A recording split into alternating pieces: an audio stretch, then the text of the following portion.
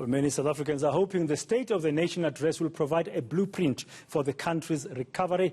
COVID-19 has hit the economy hard. Now, my colleague, that's eNCA reporter Ayesha Ismail, this morning has been speaking to key players outside Parliament ahead of tonight's address at 7 o'clock. Good morning, Ayesha. I am sure things are completely different from the usual, as expected, of course, due to the COVID-19 restrictions. But there is still a lot of focus on what is expected tonight. It is indeed so, Bradan, and it is a low-key event. And we know that over the years, an event that used to run into millions of rand has now been reduced to just about 100,000 rand. And as you said, there will only be 50 people in the House, of which 30 members of Parliament, as opposed to 400 members of Parliament that we've seen in the past. And if social media is anything to go by, people are saying they're expecting decisive action and concrete plans from President Cyril Ramaphosa. They want him to deal with the issue of unemployment. They also want him to deal decisively with the issue of corruption. Now, I'm now joined by the chairperson of the NCOP, Amos Mosondo. Sir, what are you expecting the President to say this evening? We expect the President to deal with and mention issues related to the context of our time.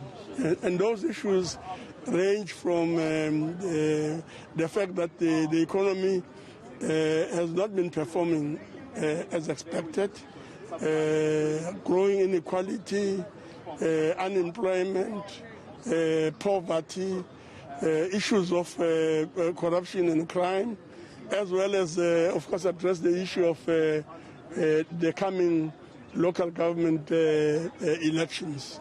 We have no doubt that the President will live to expectation in that he'll be able to provide overall leadership and guidance. And this is so primarily because the work that the President has to do also relates very strongly to the provision of the Constitution, relevant legislation, and pursuing to ensure implementation of government programs. On our side, as the legislature, both the National Assembly and the National Council of Provinces, we have a very big responsibility to ensure that there's adequate and effective oversight, as well as the accountability. And we'll be seeking to really engage robustly with government, with the view of getting government to deliver on its program, which program has been made known and tabled at both the National Assembly and the National Council of Provinces. On local government,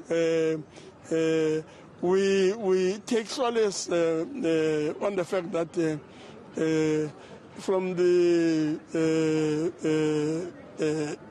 Asia to Africa and Uganda, for instance, or the Americas, in the USA itself, successful elections have been held.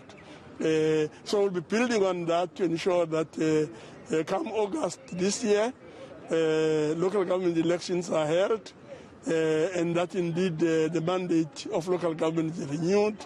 And in terms of programs, we are particularly inspired by the fact that the district development model has been adopted and is being pioneered to Greater eThekwini, Greater Waterberg, and in the OR Tambo district in the Eastern Cape.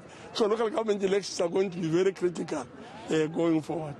And sticking with local government elections, because we know that these elections are about bread and butter issues.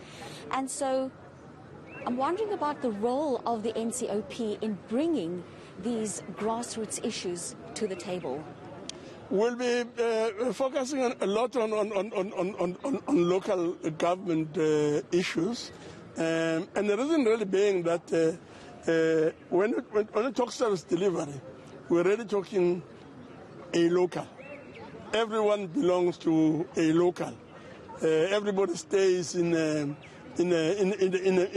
municipality. Nobody stays at a place called province, national, continental, or global. Not that these do not matter, but what matters the most is delivery and the improvement of quality of life at a local level, where people are actually located. Thank you so much for your time, sir. And that was Amos Mosondo, the chairperson of the NCOP. Now, Ayesha, very quickly, it is a low-key event, but I'm just wondering, around the precinct of Parliament, normally during the State of the Nation address, there'll be roadblocks and a number of areas in the CBD of Cape Town will be affected, and there'll be a very strong presence of law enforcement agencies. As you were driving to Parliament today, and from what you have observed up to now, are we having the same level of security as we're used to during the old days? Well, some of the journalists, as you were coming in, Radan, also observed the fact that while the road closures aren't as extreme as in the past, there's quite a significant number of law enforcement still around here. But the number of media on the precinct at the moment is quite limited. And as you can see at the back there, it's quite quiet. And as I said, and you pointed out, it is a low-key event. Remember, millions of rand used to be spent on this event that used to be a grand event with all the pomp and ceremony, and people used to look forward to the red carpet and all the fashion, but that's not going to happen. As I said, this is going to be a hybrid State of the Nation address, and people will be able to sit at home. Even members of Parliament, dignitaries that used to be invited to attend the State of the Nation address will have to watch it on a virtual platform. And hopefully the pomp and ceremony will be replaced by action and execution, as many South Africans are expecting to hear from the President tonight. Thank you very much, Ayesha Ismail, there in the Parliament precinct, ahead of tonight's State of the Nation address.